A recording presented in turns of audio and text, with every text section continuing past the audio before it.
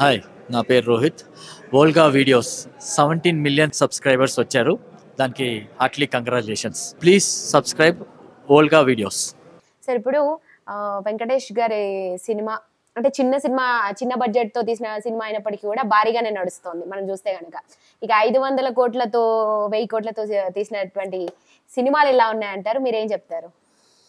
ఎప్పుడు చిన్న సినిమా బాగుంటుంది, చిన్న నిర్మాత బాగుంటాడు. చిన్న సినిమా అనేది పెద్ద హిట్ అవుతుంది. పెద్ద సినిమా అనేది ఒక జోజమాటతో సమానం. ఎందుకు జోజమాటతో సమానం అనంటే 1000 కోట్లు మనం పెడతాము, సినిమా హిట్ అయితే మనకి దాని మీద రాబడి తక్కువ వస్తుంది, తేడా వస్తే మొత్తం పోతుంది. అదే చిన్న సినిమాకి నష్టం వస్తే తక్కువ నష్టం వస్తుంది, లాభం వస్తే 10 ఇంతలు లాభం వస్తుంది.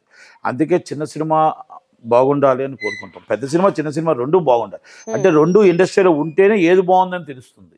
కనుక మనం ఒకటే సినిమా రిలీజ్ అయితే అది నచ్చదు. కనుక మనం ఇప్పుడు ఏదైనా ఆలోచించుకోవాల్సిన విషయం ఏంటంటే, సంక్రాంతికి వస్తున్నాడు పెద్ద హిట్, డాకుమార సెకండ్, గేమ్ చేంజర్ యావరేజ్ లేదు అంటున్నారు. కానీ నాకు నచ్చిన సినిమా గేమ్ చేంజరే. ఓకే, కలెక్షన్స్ ఉన్నాయా లేవా అని దానికి డిస్కషన్కి వెళ్ళట్లా.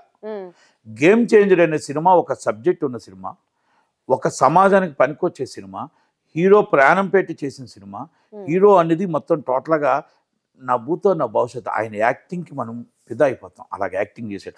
ఒక రంగస్థలం తర్వాత ఒక త్రిబుల్ ఆర్ తర్వాత గేమ్ చేంజర్, ఆయన యాక్టింగ్కి మనం ఊహకు కూడా అందదు. కనుక ఊహకు కూడా అలాంటి సినిమాలో నచ్చకపోవచ్చు.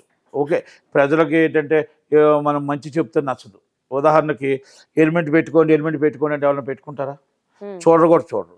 అదే మనం కత్తి పట్టుకొని అక్కడ తిరుగుతున్నాడు అనుకో, అసలు ఆ కత్తితో ఎవరు నరికేస్తాడు, నన్ను నరుకుతాడు, ఇంకొకరు నరుకుతాడని ఇది కూడా నించొని చూస్తారు. అంటే ఆ సమాజంలో మనం ఉన్నాం కాబట్టి దాంట్లో ఈ సినిమా శంకర్ గారు తీసిన మెసేజ్ ఓరియంటెడ్లో ఒకప్పుడు భారతీయుడు హిట్ అవ్వచ్చు, జెంట్లమెన్ హిట్ అవ్వచ్చు, ఒక్కడి హిట్ అవ్వచ్చు. ఈ సినిమా జనాలకు ఎక్కకపోవచ్చు. వన్. రెండోది, ఇది కాకుండా దీంట్లో దిల్ రాజు గారు చేసింది ఒక తప్పు ఉంది. చాలా మేధావిని అన్న డైరెక్టర్ శంకర్ గారు తప్పు చేశారు.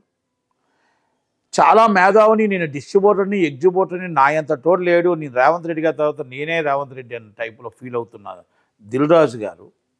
నాకు తెలియదా, నాకు ఇండస్ట్రీ కోసం నేను ఎన్ని సినిమాలు రిలీజ్ చేస్తానని చెప్పిన ఈ పెద్ద మనిషి, ఆయనకి తెలియదా నేను అడుగుతున్నా. 30 సంవత్సరాల నుంచి 9వ తారీఖు 10వ తారీఖు సినిమా రిలీజులు ఫ్లాపులు అవుతాయని తెలియదా అని అడుగుతున్నా.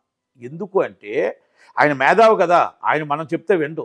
కానీ ఇప్పుడు ఎందుకు అడుగుతున్నానంటే, 30 సంవత్సరాల నుంచి 6 నెలల ముందు ఒక సంక్రాంతి పండగకి తల్లి దగ్గరికి పిల్లలు రావాలి, పిల్ల దగ్గరికి తల్లులు రావాలి, మన కుటుంబం అంతా కూడా మన ఇల్లు పాది మన ఊర్లో పండగ చేసుకుందామని ప్రతి ఒక్కరు 6 నెలల నుంచి టికెట్లు బుక్ చేసుకొని ప్లానింగ్ ప్రకారం ఫ్లైట్లు అవ్వచ్చు, ట్రైన్లు అవ్వచ్చు, బస్సులు అవ్వచ్చు, ఈ ప్రయాణంలో ఉండి 12వ తారీఖు సెటిల్ అవుతారు. ఇది ప్రతి సంవత్సరం జరుగుతున్న ఒక ప్రోగ్రామ్.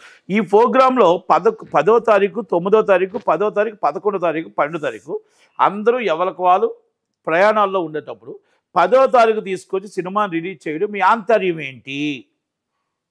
ఓకే, నేను చాలా మేధావిని అని చెప్పి 10వ సినిమా, 12వ సినిమా, 14వ సినిమా వేశారు.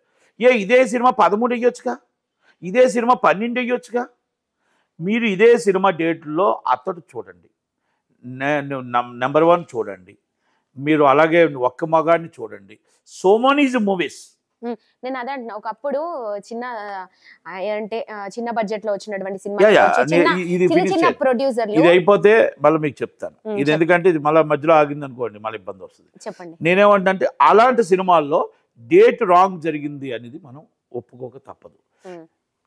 దీంట్లో గేమ్ చేంజర్ రామచంద్ర గారు చాలా బాగా యాక్ట్ చేశారు, సబ్జెక్ట్ బాగుంది. కానీ సినిమా అనేది డేట్ రాంగ్ జరిగింది.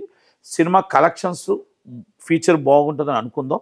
కానీ చిన్న సినిమాల పండగ, సంక్రాంతి పండగ, మనం ఏ మాటకు ఆ మాట చెప్పాలి. వెంకటేష్ గారు ఈ సంక్రాంతి విన్నర్గా పట్టుకెళ్ళిపోయారు అని మాత్రం మనం ఒప్పుకోవడానికి సందేహం లేదు. కానీ మంచి సినిమాని ఆదరించాలి అనేది ఒక బాధ అయితే ఉంది.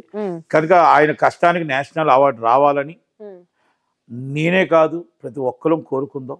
ఎందుకంటే ఆయన కష్టానికి ఫలితం దక్కాలి. రంగస్థలం త్రిబుల్ ఆర్ హిట్ తర్వాత మంచి సినిమా తీశాడు కనుక ఆయనకి నేషనల్ అవార్డు విన్నర్ అయ్యే అవకాశం రావాలని కోరుకుందాం.